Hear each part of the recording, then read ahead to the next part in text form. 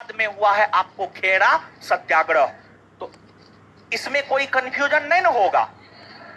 और हम आपको बता रहे हैं आपको होगा, 100% होगा।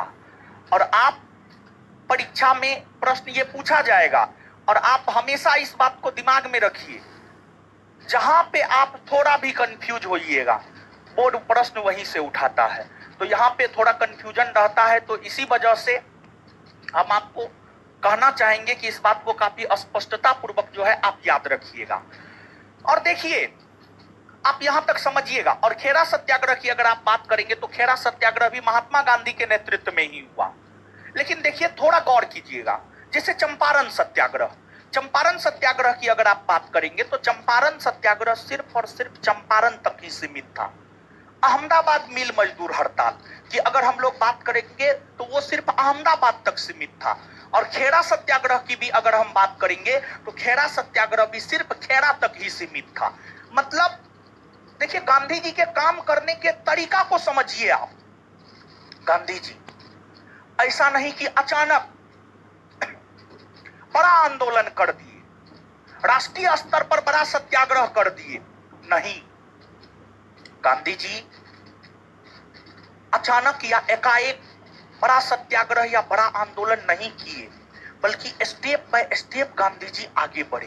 पहले छोटा छोटा सत्याग्रह, छोटा छोटा आंदोलन किए और उसमें गांधी जी को जब सफलता मिली तत्पश्चात जाकर के गांधी जी बड़ा आंदोलन किए, असहयोग आंदोलन किए। और होता क्या है जानते हैं, हम लोग क्या चाहते हैं, जैसे हम हो या आप, हम लोग ये चाहते हैं कि आज हम पढ़ना शुरू किए, कल हमको नौकरी लग जाए, कल हम विद्वान हो जाए। कभी नहीं हो सकता। पेशेंस रखना पड़ेगा, धैर्य रखना पड़ेगा, आराम से पढ़ना पड़ेगा। एक दिन में कोई विद्वान बना है?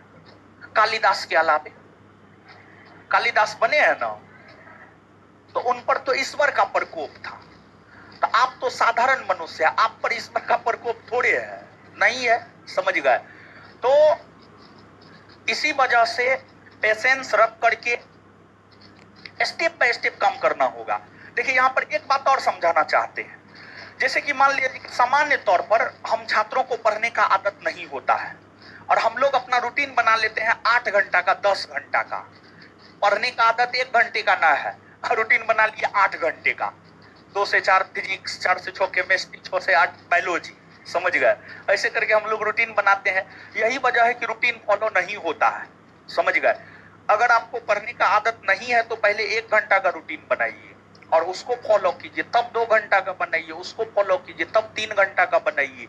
ये काम करने का एक अच्छा तरीका होता है। गांधी जी देख रहे हैं छोटा छोटा सत्याग्रह किए, छोटा छोटा आंदोलन किए, उसमें सफलता मिला, तब जाकर के 1920 में बड़ा आंदोलन, असहयोग आंदोलन किए गांधी जी।